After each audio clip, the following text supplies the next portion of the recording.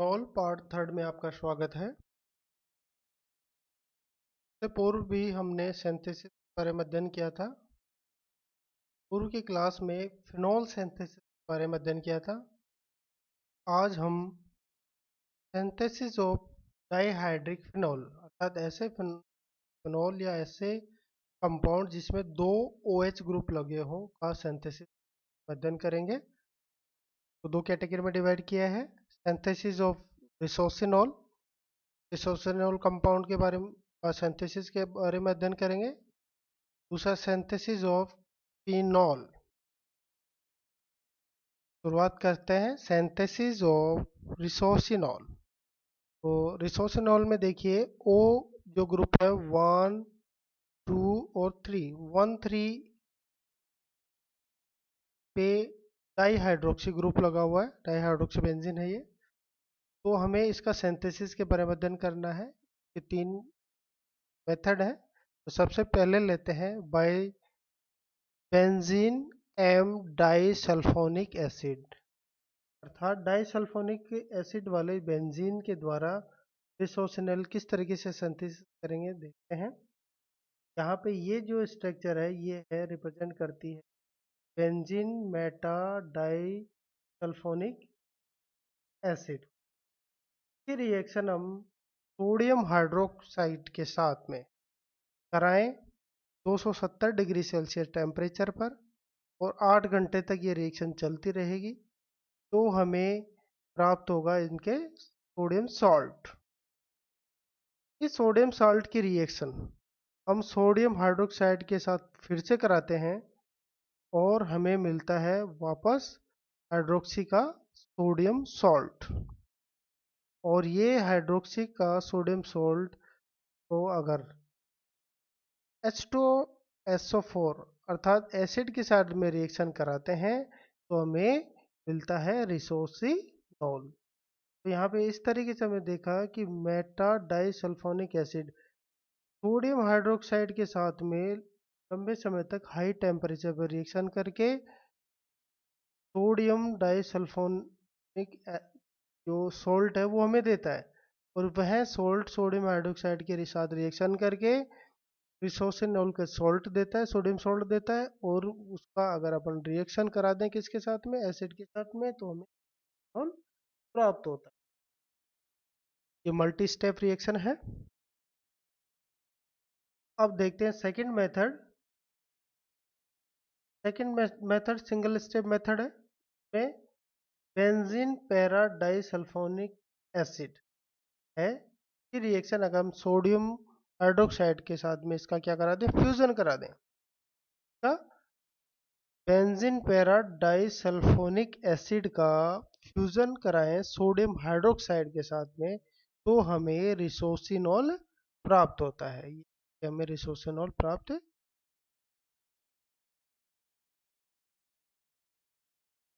तीसरे मेथड में देखिए हमें ortho meta and para chloro या ortho meta para bromo benzene sulphonic acid. अब इसमें देखिए क्लोरो का भी हो सकता है और ब्रोमो का भी हो सकता है। और सेकेंड बात, ये ऑर्थो कंपाउंड लो चाहे मेटा कंपाउंड लो या पैरा कंपाउंड लो, इस बेंजीन सल्फोनिक एसिड का तो हमें सोडियम हाइड्रोक्साइड के साथ फ्यूजन कराने पर क्या मिलेगा, हमें रिसोसिनॉल मिलेगा।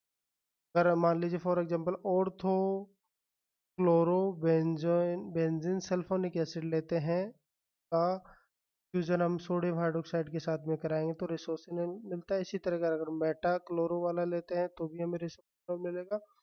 पैरा क्लोरो लेंगे तो भी हमें रिसोसिनॉल मिलेगा। इसी तरीके से ऑर्थो का bromo benzoic acid, Meta bromo benzene sulphonic acid, para bromo benzene sulphonic acid का भी हम फ्यूजन सोडियम हाइड्रोक्साइड के साथ में कराते हैं तो हमें रिसोसिनॉल प्राप्त होता है। अब हम लेते हैं सिंथेसिस ऑफ फिनॉल जिसको हम हाइड्रोक्विनोन भी कहते हैं। यहाँ पे देखिए पैरा पोजीशन पे दोनों हाइड्रोक्सी ग्रुप लगे हैं, पैरा पोजीशन पे है। या फिर इसको 1 2 और 4 डाइहाइड्रोक्सी बेंजीन भी कह सकते हैं। आज हम सिंथेसिस देखते हैं। सबसे पहले बाई अर्ब्यूटीन ग्लाइकोसाइड, अर्ब्यूटीन ग्लाइकोसाइड के द्वारा हमें क्विनोल कैसे प्राप्त करना है। देखिए ये है स्ट्रक्चर अर्ब्यूटीन ग्लाइकोसाइड की।